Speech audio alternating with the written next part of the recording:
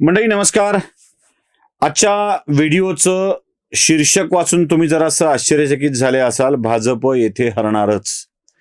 कारण बहुतेक माझ्या विरोधातल्या सगळ्यांनी मला मी भाजप समर्थक आहे, भाजपचा प्रवक्ता आहे असा शिक्का मारलेला आहे.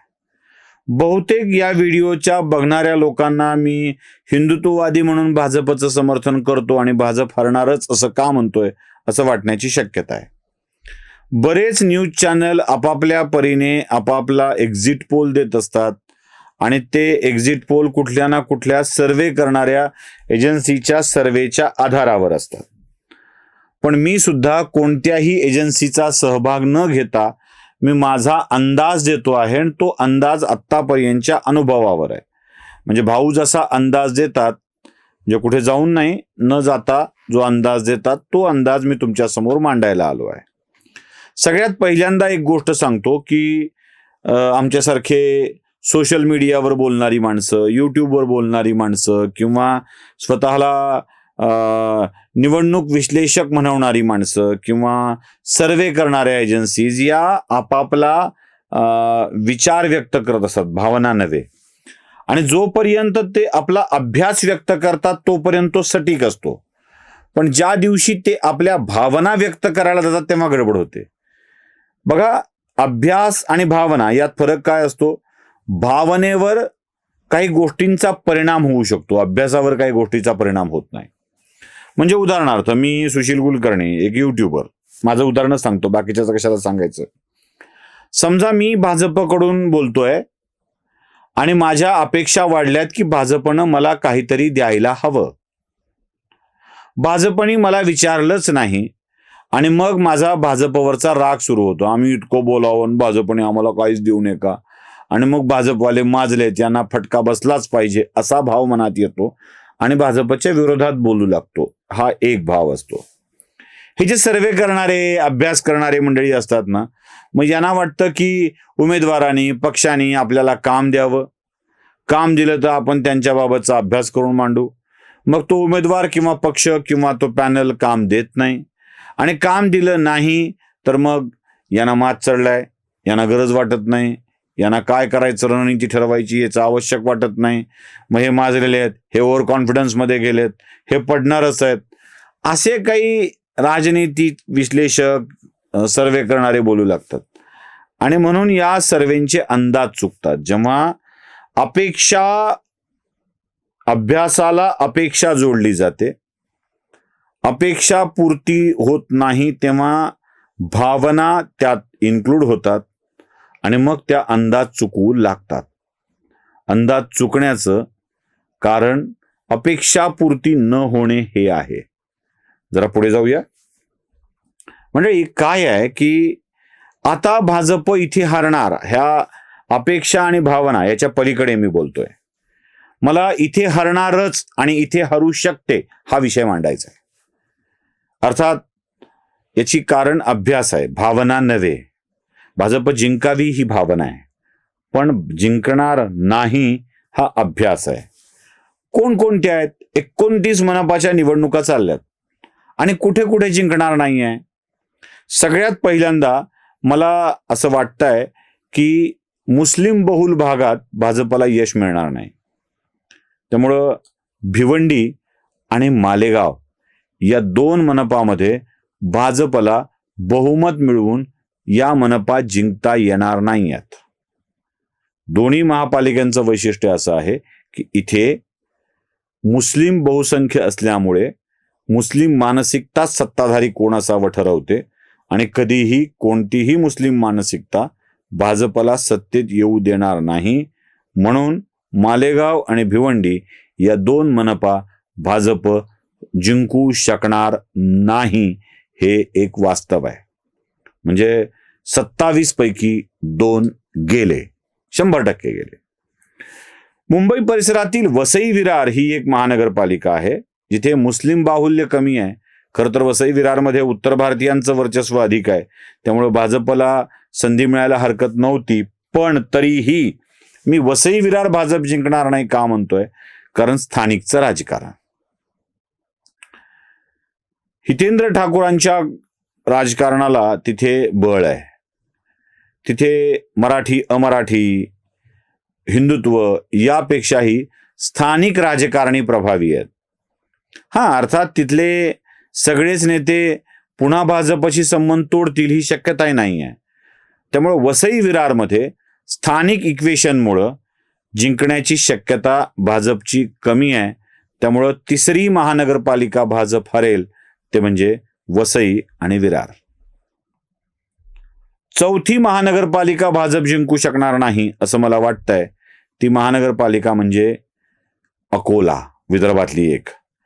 या अकोल्यामध्ये बाळासाहेब आंबेडकरांच्या वंचित बहुजन आघाडीचं प्राबल्य आहे आणि त्यानंतर अन्य पक्षांची विभागणी आहे. त्यामुळं बाळासाहेबांची सत्ता येईल की नाही यावर खल करता येऊ शकेल, पण भाजपची सत्ता येणार नाही एवढी गोष्ट मात्र नक्की आहे. त्यामुळं चौथी महानगरपालिका भाजप जिंकू शकणार नाही, ती म्हणजे अकोला. आता मुंबई जवळची एक, उत्तर महाराष्ट्रातली एक, विदर्भातली एक, तशी पश्चिम महाराष्ट्रातील एक, अजून एक महानगरपालिका आहे जिथे भाजप जिंकू शकणार नाहीये, ते म्हणजे कोल्हापूर. कोल्हापूरचं गणित वेगळं आहे. कोल्हापूरचा राजकारणी कोणत्याच पक्षाशी निष्ठावान नाहीये, कोणत्याच. तो कधी असतही नाही. मग ते छत्रपती घराणं असो, दुसरे ते भाजपचे खासदार आहेत त्यांचं घराणं असो महाडिकांचं, की अजून दुसरं कुठलं घराणं असो, हे सरंजामी आहेत. यांना आपली सत्ता असावी आणि आपणच राजे असावं असं वाटतं. ते कुठल्या पक्षातल्या नेत्यांना प्रमुख मानत नाहीत, समजतही नाहीत. त्यांची वेगळीच स्थानिक गणितं असतात. जसं भाजप कोल्हापूरचं गणित महाराष्ट्रात चालवतो बरं का. म्हणजे अजित पवार, एकनाथ शिंदे आणि भाजप या तिघांनी आपसात लढायचं, बाकीच्याला स्पेसच राहत नाही. तसे हे छत्रपती, महाडिक हे सगळे आपसात लढतात, बाकीच्यांना स्पेसच राहत नाही. त्यामुळं कोल्हापूरमध्ये कोणताही पक्ष एवढा विकसित होऊ शकलेला नाही.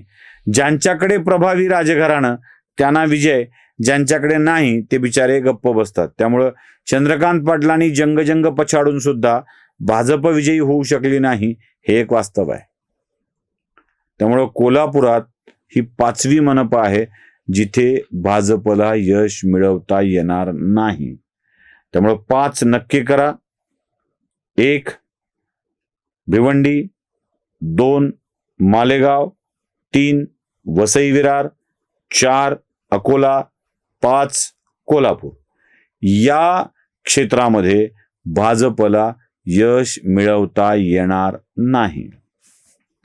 29 पैकी 5 गेले. आता भाजप कुठे कुठे जिंकू शकत नाही याचा अंदाज आपल्याला घ्यायला हवा. कुठे टफ आहे भाजपसाठी. काटेकी टक्कर होणार आहे ती लातूरमध्ये. म्हणजे तिथे काँग्रेससाठी ही एकमेव ठिकाण आहे जिथे काही आशा जिवंत राहतील. किमान दुसऱ्या नंबरचा पक्ष तरी राहील अशी स्थिती असलेलं लातूर आहे. काँग्रेसचा प्राबल्य तिथे काय होईल याबाबतची शंका आहे. दुसरी मनपा आहे मराठवाड्यातीलच परभणी, जिथेही भाजपने आता काही लोकांना आत घेतल्यामुळे तिथे आशा पल्लवित झाल्यात. पण सेना, राष्ट्रवादी, शरद पवार या सगळ्यांच्या कचाट्यातून ती मनपा काढून घेऊन जिंकणे हे भाजपसाठी जिकरीचं काम आहे. सुदैवाने आपले सगळे मतभेद सोडून भाजपवाले एकत्र आल्यामुळं आणि तिथे कोणते मतभेद न दाखवल्यामुळं भाजपच्या जिंकण्याच्या आशा निर्माण झाल्या आहेत. पण मे बी लूज या प्रकारात या 2 महानगरपालिका येतात. 5 आणि 2 झाले 7. आता उरल्या 22 पैकी ठाणे एकनाथ शिंदेंना बहाल केली जाईल. आता उरले 21. पिंपरी चिंचवड अजितदादांना दिली जाईल. आता उरल्या 20. माझ्या अंदाजानुसार 18 ते 20 महापालिकांच्या मध्ये भाजप विजयी होऊ शकते 29 पैकी, आणि बाकीच्या ठिकाणी काय तो खेळ होईल. एकूण मतदान कसं झालंय, कुठे कोण गेलंय यावर बऱ्याच गोष्टी अवलंबून आहेत आणि त्यावर बऱ्याच गोष्टींचा खल चालणार आहे. त्यामुळे त्याचा अंदाज भावनांच्या वरती न घेता अभ्यासावरती घ्यायला पाहिजे. या सगळ्यामध्ये काही ऑब्झर्वेशनचे मुद्दे अजून आहेत जे निकालाच्या अंदाजासोबत दिले पाहिजेत. तुम्ही एक गोष्टीचं ऑब्झर्वेशन केलंय का? म्हणजे आता शांतपणे जरा, राज ठाकरे आणि उद्धव ठाकरे यांच्या पक्षाची चर्चा मुंबई वगळता झाली नाही. कुठे जिंकू शकतील हे बघितलेलं नाही. त्यामुळं सेना मनसे कुठे जिंकणार या प्रश्नाचं उत्तर शून्य आहे. शून्य आहे. कारण मुंबई वगळता कुठे यांची चर्चा नाही, अस्तित्व नाही. सेना म्हणजे उबाठा. मुंबई वगळता यांची कुठे चर्चा नाही, कुठे अस्तित्व नाही. त्यामुळं या 29 मध्ये 0 ठिकाणी जिंकेल उबाठा सेना आणि महाराष्ट्र नवनिर्माण सेना. या दोन्हीही सेनांना 0 महानगरपालिका मिळतील. नगरसेवकांची संख्या पुढे मागे होऊ शकेल, पण महानगरपालिकांची संख्या 0 असेल. एखाद दुसऱ्या मनपामध्ये काठावरचं यश घेऊन काँग्रेस आपलं अस्तित्व शिल्लक ठेवील. राष्ट्रवादी काँग्रेस पार्टीचा पुन्हा एकदा, शरद पवार गटाचा पुन्हा एकदा असेल भोपळा. भोपळा, अ बिग झिरो अशी स्थिती असेल. आणि या सगळ्यामध्ये म्हणूनच त्यांचे नेतेही तुम्हाला कुठे दिसले नाहीत, कुठेच नाही.